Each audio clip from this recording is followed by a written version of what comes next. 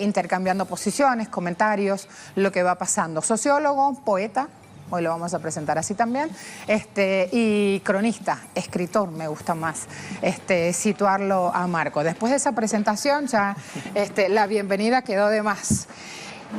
Tuviste que ponerte poeta para dar línea de Venezuela y en un espectro muy, muy amplio buscar las palabras indicadas cada vez que te sentás a escribir sobre este día a día tan rápido y tan álgido aquí en Venezuela. Otro argentino residiendo en esta patria, que cuando en redes sociales sale el comentario de ¿qué hacen ahí? Vengan a Venezuela para, yo digo, estamos en Venezuela, así que estés en el terreno de los hechos le aporta también una dosis extra al análisis que te vamos a pedir hoy, Marco.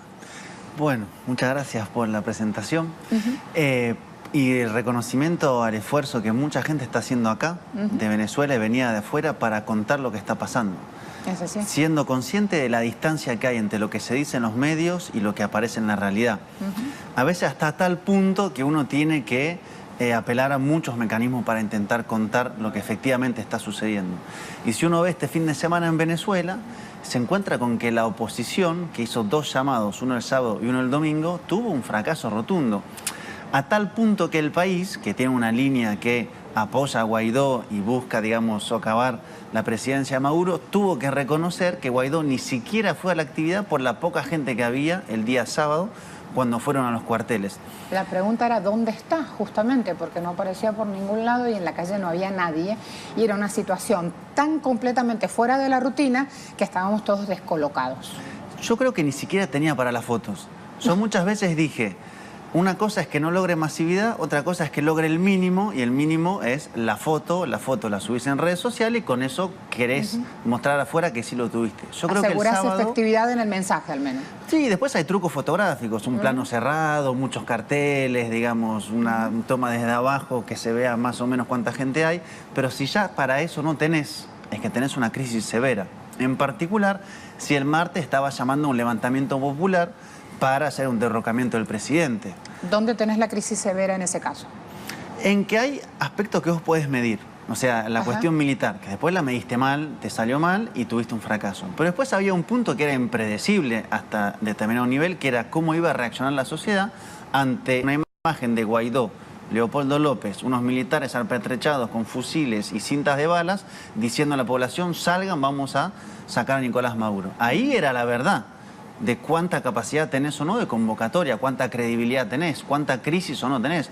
Bueno, lo que se vio es que la crisis fue inmensa. Guaidó dijo fue masiva la respuesta. La verdad, quienes estuvieron ahí con toda la furia, en el mejor momento, en el mejor lugar, hubo 5.000 personas. Ahora... Bien, vamos a hacer un acompañamiento a esta serie de reflexiones de este poeta, periodista argentino en Telesur. Para empezar, hay una pregunta que pues todos nos hacemos. ¿Por qué el señor Guaidó no está preso? Bueno, sabemos que el otro, Leopoldo López, pues las mismas autoridades que lo vigilaban se pusieron a la orden del señor. Entonces hay fracturas pequeñas, medianas, pero hay fracturas en el gobierno de Nicolás Maduro, obviamente. Y bueno, todo esto de que si querían causar un efecto para ver qué respuesta había del pueblo y de los militares, yo creo que no son tontos. Saben que el pueblo no está con ellos y que la gran mayoría de los militares tampoco.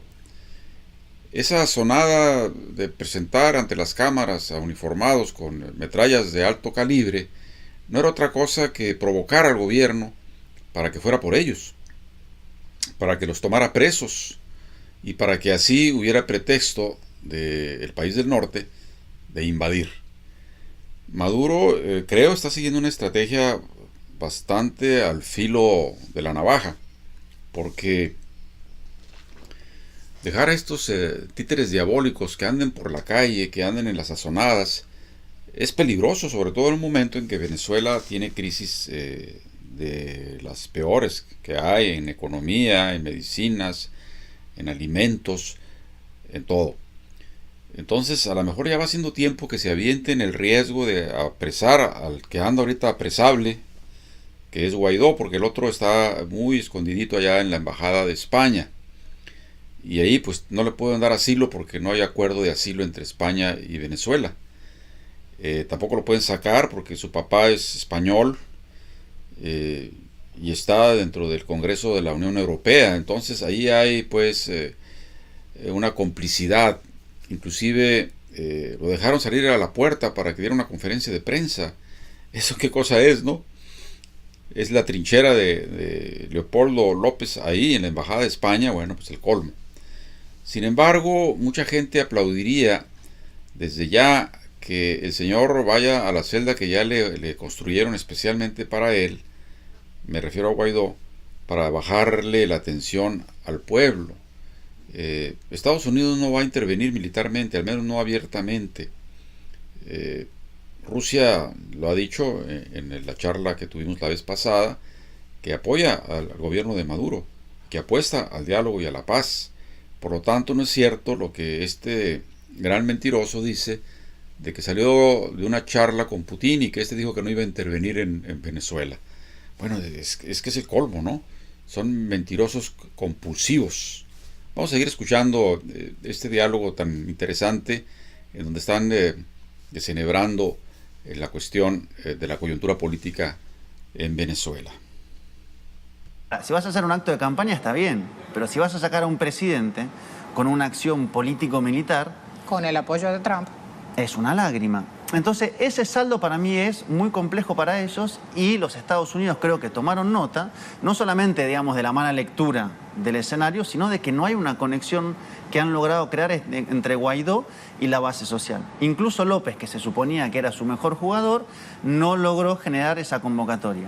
Por lo tanto, hoy estamos en una situación que no es muy compleja de entender. Esto no se va a saldar. Perdón, pero para los que estamos aquí en el terreno no es complejo de entender. Para el que está afuera, enloqueció. Intenta unir todos los cabos de las hipótesis anteriores y no logra entender cómo el presidente Maduro sigue sentado en la silla presidencial y Guaidó sale en una entrevista exclusiva a reconocer: medimos mal los efectos, la cantidad de militares que se iban a sumar, y Estados Unidos sale a aceptarlo. Hay varias cosas. Ajá. Ubiquemos ese tablero. Hagamos un ejercicio pedagógico. Vos querés sacar a un presidente por la fuerza. Decidiste que tu vía no va a ser la electoral y que lo querés sacar. Ahí tenés que hacer o un quiebre en la Fuerza Armada para que eso encabece una acción y lo saque al presidente. No lo lograste. O un estallido popular, o sea, que presiones tanto sobre las condiciones materiales que eso se transforme en una olla a presión que reviente y vaya hacia el centro del poder. O un liderazgo que genera una movilización tan grande, tan desbordante, que termine presionando al punto de que quienes están al mando terminen cediendo. Si no lograste ninguna de las tres, se te empiezan a quedar algunas cartas en el camino. Y ahí los que están al frente de las operaciones dicen: bueno, si no nos resolvemos nosotros, ellos no lo pueden resolver. ¿Y cuál es la lectura post-30 de los Estados Unidos? Es los venezolanos, o sea, Guaidó, López, toda la conformación de la derecha inestable, traicionera, que se devora entre sí, no es capaz de hacer lo que dijo que iba a hacer. Por lo tanto, si no lo resolvemos nosotros, esto no se resuelve. Volvemos a la crisis severa, en este caso le ponemos los 2 puntos y nos vamos a ubicar: credibilidad. Guaidó tiene poca, López tiene poca y son los mejores que ellos tienen. O sea, entendamos, el martes sacaron a sus mejores jugadores. No estás hablando de Julio Borges, no estás hablando de los viejos líderes adecos, no estás hablando de Ramos Alup, quedaron fuera del tablero, no estás hablando del varias veces candidato a la presidencia Capriles, allí quedó todo un tablero desbandado. Yo creo que ellos son operadores. Ajá. Te puedo sumar a Ledesma, te puedo sumar a varios más. O sea, no son dirigentes con capacidad de llegada entre comillas, las masas populares. Los que se suponen que tienen eso son los que sacaron a la calle el 30, Guaidó y Leopoldo López. En vista de un resultado tan flaco, los Estados Unidos dicen: bueno, acá nosotros tenemos que tomar la delantera. Y ahí empieza un poco esta suerte de declaraciones cruzadas que vimos en estos días, ¿no? Una gran avanzada, como abriendo cada vez más la puerta a la salida militar por parte de Mike Pompeo, de John Bolton, reuniones en el Pentágono, en la sala que se llama El Tanque, para evaluar las situaciones. Una gran construcción antirrusa, anticubana, diciendo que tenían tropas acá, y luego Trump, que sale a decir: bueno, yo hablé con Putin, él no va a meterse militarmente, los dos queremos algo bueno para Venezuela, y a partir de ahí encadenamiento de reuniones con el canciller ruso por parte de Arriaga y hoy de Pompeo, y después reunión del Grupo Internacional de Contacto hoy y mañana. O sea, el frente está afuera. Si uno mide por la correlación interna en Venezuela, lo que más o menos estaba claro desde el principio, que es no tenía con qué hacer lo que decía que iba a hacer, hoy es un hecho que te digo, el New York Times lo reconoce, el País lo reconoce. Incluso el periódico argentino Clarín salió a decir que lo del 30 fue un fracaso. Los propios venezolanos en redes sociales también han salido ya a decir por qué y tratando de buscar explicaciones por qué la clave la tienen otros. Bien, sí, pues en realidad fue un fracaso para los opositores esta pantomima de golpe de Estado con algunos cuantos rifles y unos 20 soldados. Y bueno, la bola está en la cancha de afuera. En la guerra diplomática que se tiene llevando desde hace tiempo atrás y se está organizando a través de Rusia y Venezuela en las Naciones Unidas un frente de países que desean y que van a detener la guerra. Y bueno, se corre el asunto pues hacia detener la gestión de los ¿cómo le llaman ellos? Los pichicatos de derecha que están ahí pseudo encabezando. Y bueno, los que andan afuera, pues tampoco tienen mucha movilidad, al no ser juntar dólares para pagarle a terroristas que vayan a golpear directamente a líderes sociales, a funcionarios, como lo están haciendo en este momento en Colombia después de la firma de paz, ¿no? Se firma la firma de paz con las FARC, y un día sí y otro también están asesinando a mansalva a líderes sociales. Entonces, ¿de qué forma se resuelve un país que quiere la paz con ese sistema de aniquilamiento selectivo? Entonces, lo que sigue en Venezuela es algo parecido a eso, y no van a avisar en qué fecha. Parece que ya este loco ya dio otra fecha, el 20 de mayo, ¿no? Y no lo dice él, se lo mandan decir a los estrategas de acá del norte. Ahora di que el 20. Y ahí andan acariciando su libertad, entre comillas, y lo que va a tener que pasar es, o sí, apresar a Guaidó y meterlo a la cárcel, ¿no? Que pague por traición a la patria, por tratar de invitar a un ejército extranjero a invadir su país, a asesinar a sus gentes indiscriminadamente. Pues eso no es selectivo. Cuando una guerra se abre es contra todos. Entonces, estaremos pendientes a lo que suceda en Venezuela porque es un país hermano y porque nosotros tenemos un proceso también radical de profundización de la crisis mexicana y de la corrupción y de las alternativas de que los bienes de la nación son del pueblo y para el pueblo, principalmente que la renta petrolera cuando ésta se obtenga, que ahorita está en quiebra, está apenas parándose, Pemex, que va a ser para dar sustento, educación, cultura a nuestra gente, como debe ser en todo el mundo. Entonces, sigamos escuchando a esta periodista y a este politólogo argentino para ir dándonos cuenta de cómo está la coyuntura actual. Venezuela se ha vuelto un tema que se sigue a nivel mundial porque ahí podría estallar una guerra que pudiera multiplicarse no solamente en toda el área del sur de América, sino en el mundo. Y por eso es tan importante y por eso estamos aquí al pie de la letra siguiendo los procesos que se están dando para llegar al equilibrio en el país de Chávez y de Bolívar. Desde afuera. Hablando de esos otros, página 12 tiene publicado el 4 de mayo en este caso, el grupo ya no cree en el golpe. Mírenlo ahí.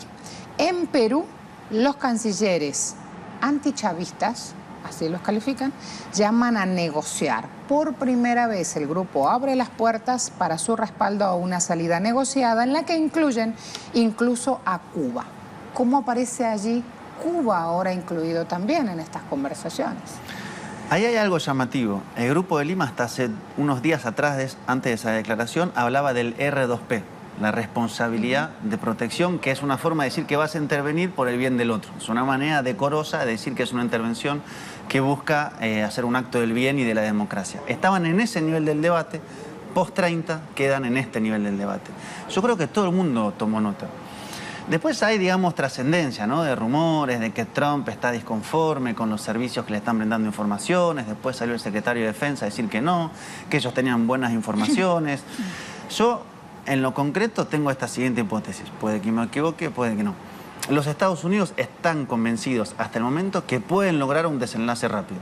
No se han resignado todavía a decir, bueno, esto se soluciona dentro de un tiempo indeterminado. Mientras no lleguen a esa conclusión, van a seguir buscando por dónde. Eso no quiere decir que después haya muchas narrativas diferentes. O sea, te pueden decir un poco para contener todas las expectativas. No negociaremos nunca con Maduro, hablemos con los cubanos. Abrams te dice, vamos a elecciones con el PSUV, pero sin Maduro. En realidad el discurso tiene un efecto de confusión. Y yo creo que hay un nivel de la superficie discursiva y un nivel de la acción que están preparando. Hay que seguir esto, hay que pensar qué es lo que viene por acá. Porque lo del 30 no te lo anunciaron, apareció. Yo creo que el próximo asalto, no quiero ser, digamos, pitonizo de cosas oscuras que van a pasar, pero lo más probable, tomando en cuenta la lógica del conflicto, los intereses y el momento es que van a volver a asaltar, no te lo van a anunciar. Y ahí también tenés una serie de cartas posibles. ¿Qué vas a hacer? Lo dijo Moncada, fuerzas paramilitares, mercenarias, intentos de asesinatos, bloqueo naval. Porque hasta que no desistas de una salida rápida, exacto, vas a tener que seguir intentando. Y ahí yo veo poco probable, pero eso otra vez una hipótesis, que Estados Unidos diga si nosotros oficialmente vamos a hacer una intervención militar con toda la letra reconocida y con cámaras del mundo filmándola. Lo ves poco probable. Insisto con esto por la contundencia de la hipótesis. Esa forma. Pero hasta lo dijo uno que fue canciller acá en Venezuela. No pensemos la intervención como 20.000 marines ingresando a Venezuela. O sea, intervención yo creo que sí. El tema es la presentación de la intervención.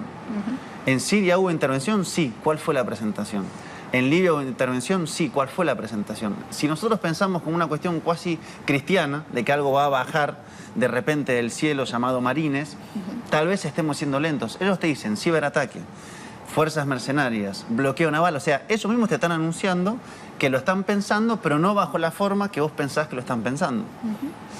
Mientras tanto, el canciller Arreaza, que ya vamos a hablar justamente de este encuentro en Rusia, que hoy mantiene expectativa en redes sociales, anunció lo siguiente: los pueblos del mundo, en red social Twitter, lo dice, los pueblos del mundo unen sus voces para apoyar a Venezuela en la lucha contra el bloqueo criminal impuesto por el gobierno de Estados Unidos y que tanto daño le ha hecho a nuestro pueblo.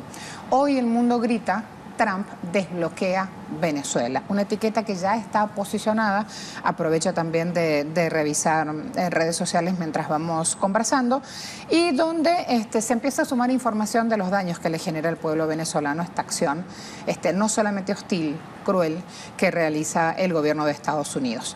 Quiero ir de lleno a lo que ocurrió en Moscú, justamente teniendo en cuenta que se viene un gran encuentro con la agenda desplegada. Todo apunta a que el encuentro entre autoridades Estados Unidos-Rusia va a tener como gran y único punto de la agenda Venezuela. Así que quiero ir a lo que pasó hoy en Moscú, así lo vamos reflejando también y vamos sumando análisis. Bien, antes de escuchar lo que pasó hoy en la conferencia entre Estados Unidos y Rusia, que es el último segmento con el que van a terminar la periodista y el poeta, hablemos un poco del bloqueo económico que por 60 años ininterrumpidamente se ha dado contra Cuba y que ahora se agudiza con la renovación o revivir la ley Helms-Burton, que tiene entre sus cuestionamientos el que se regresen algunas propiedades que se expropiaron cuando la revolución hace 60 años. Bueno, cosas que tiene el imperialismo. A pesar del bloqueo a Cuba, Cuba es un país que desde luego no es rico, pero que tiene muchos indicadores de prosperidad en cuanto a salud, educación, cultura, en fin, derechos humanos, exportación no de marines, sino de médicos, no de soldados, sino de médicos, Y bueno, Cuba no tiene petróleo, creo que lo que tiene es zinc, no tiene oro ni tiene plata, y en su momento fue apoyado por el campo socialista, que era muy solidario con este país, la isla mayor del Caribe. Y bueno, Venezuela tiene todo eso, tiene petróleo, tiene oro, tiene dos potencias apoyándolo, como es China y como es Rusia. Tiene un pueblo educado hace 20 años en el sacrificio, en la educación ideológica, que es la que fortalece el músculo de defensa, ya sea el oficial, el militar o el pueblo armado, los 2.200.000, además de el 250.000 de soldados, diríamos, reglamentarios. Entonces, pues no hay forma de que pueda accesarse sin haber un gran descalabro y un gran problema. Entonces, ahí habrá que ver que el bloqueo no necesariamente es el fin del mundo. Y bueno, si se empeñan en bloquear, en poner destructores en las fronteras del mar para que no pase ni una pluma, pues se van a seguir evidenciando, ¿no?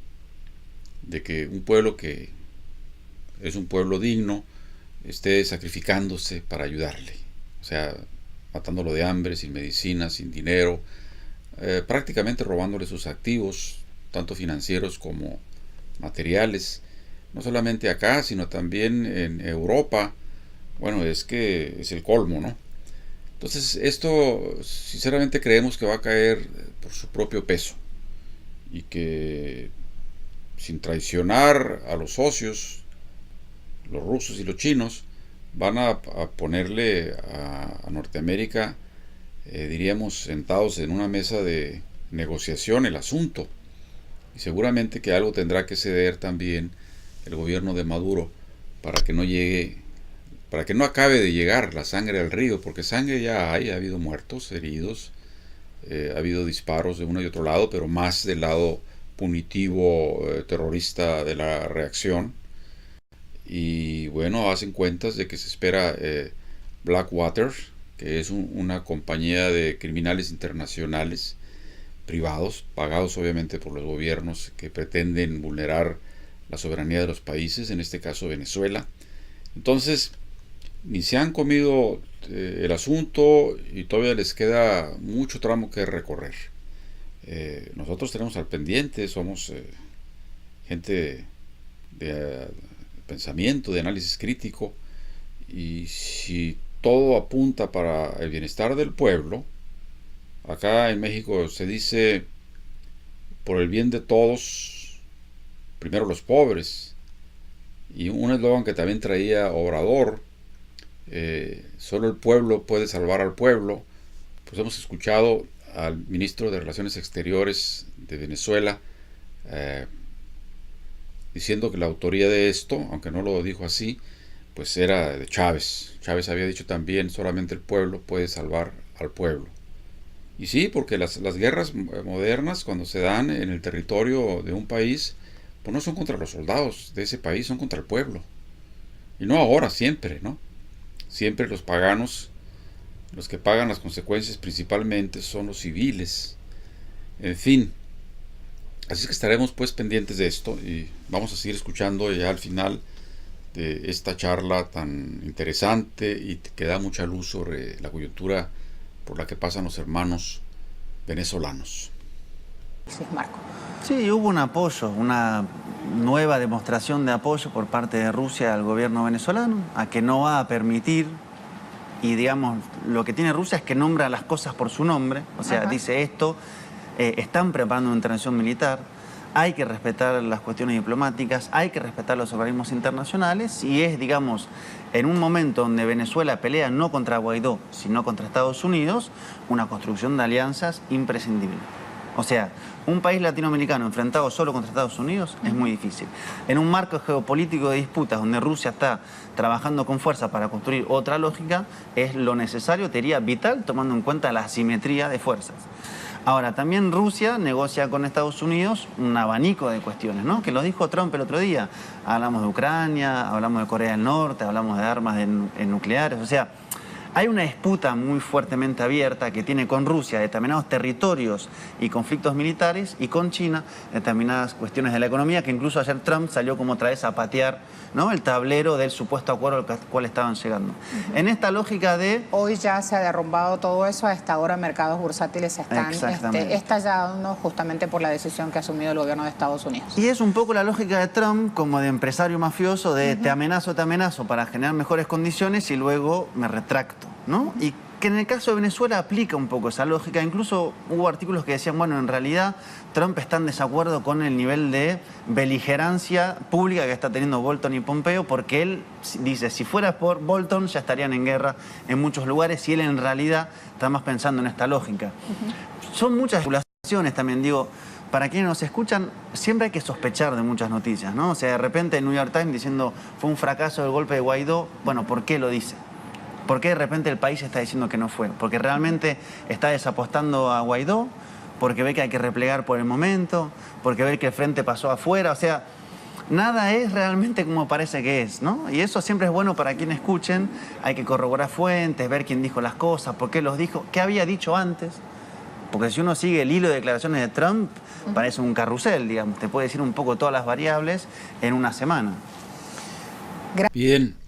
Bueno, pues hemos escuchado estas opiniones de los personajes que nos anteceden y son muy dialécticas, diríamos. Lo dice el señor que habla. No todo lo que se ve es cierto, no todo lo que parece es cierto. Hay sorpresas, hay noticias de periódicos que dicen que fue un fracaso lo de Guaidó. ¿Por qué lo dicen? Pregunta. ¿Acaso están ocultando algo para arremeter de nuevo? Porque hay que acordarnos que los medios masivos de incomunicación tienen también vela en el entierro. Prácticamente es otra arma de penetración cuando se va a dar un conflicto. Inventan cosas, dan noticias falsas, acribillan periodísticamente hablando a los líderes opositores. Entonces, bueno, vamos a seguir siguiendo las noticias de aquí y allá. Somos nuevos en esto de las redes. Si se ve verde mi cabello, no es que me lo haya pintado de verde, es que todavía no logro ecualizar bien los colores para entrar en oscuro aquí. Y vamos a asesorarnos con los manuales del nuevo sistema que estamos usando y con la ayuda de algunos compañeros de Morena que ya han adelantado en esto. Es importantísimo seguir al pie de la letra e ir desentrañando la verdad de las cuestiones en los países hermanos y en el mundo, porque ahora se ha vuelto una aldea el planeta, y nosotros que somos ciudadanos del mundo creemos que tenemos que hacer acopio de toda nuestra inteligencia y de toda nuestra reflexión para pues defender a las familias del mundo, obviamente a las que carecen de todo, a las que tienen problemas sociales, de seguridad, de salud, y algún día la raza humana podrá ser ahora sí una historia de la humanidad y no la prehistoria que estamos viviendo por tantos caínes con la quijada de burro blandiéndola sobre la cabeza de nuestros hermanos y hermanas. Yo soy José Luis González de radiomorena.org, radiomorena.net, y allá va esta grabación. Hasta siempre.